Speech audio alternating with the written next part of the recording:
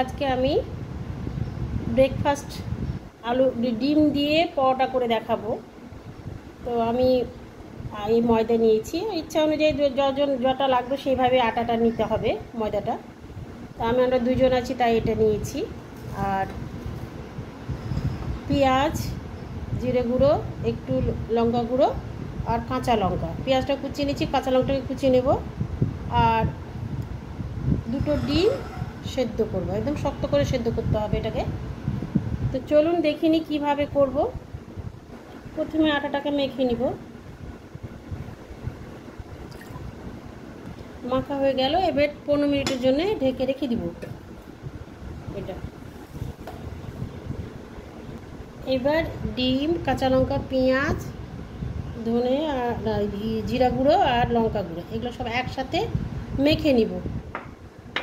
আর লবণ, এর সাথে স্বাদ অনুযায়ী লবণ, এগুলো সব ভেঙে মিশিয়ে দেবো। ডিমটাকে ভালো করে মিহি করে ভেঙে নিতে হবে।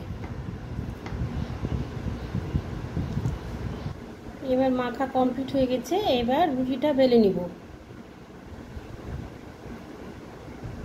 আটাটা যেন একটু নরম হয়, শক্ত যেন না হয়। এবার সমান সমান করে দুটো লেচি লাগবে, দুটো রুটি লাগবে। সমান সমান করে লেচি করে নিয়েছি আমি। এবারে দুটো বেলে নেব।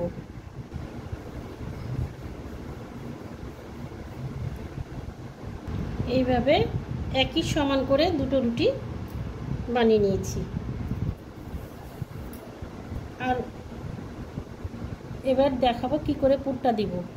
এবার এর উপরে ছড়িয়ে দিব।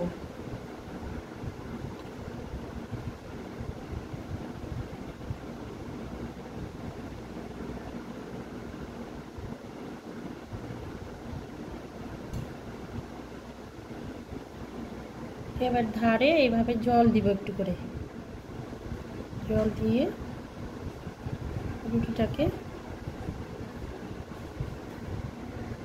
এবার এটার উপরে একটা রুটি দিয়ে জল দিয়েছি সেটাতে চেপে চেপে লাগিয়ে দিব।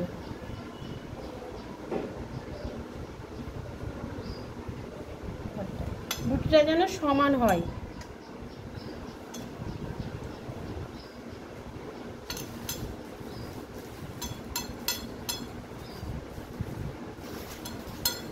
এবার এটা সেঁকে নিব। বানিয়ে ফেললাম 3খানা, এবার ভেজে নিব। এবার প্যানে তেল দিলাম, ফ্রাইং প্যানে। এবার পরোটাটা দিয়ে দিব।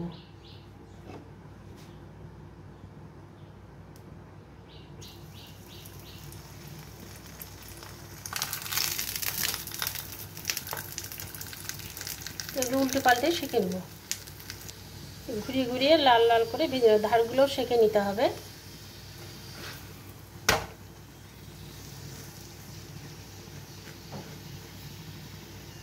এবার হয়ে গেছে, এই যে দারুণ। এবার রেডি, সস দিয়েও খেতে পারেন, এমনিও খেতে পারেন। Thank you everyone.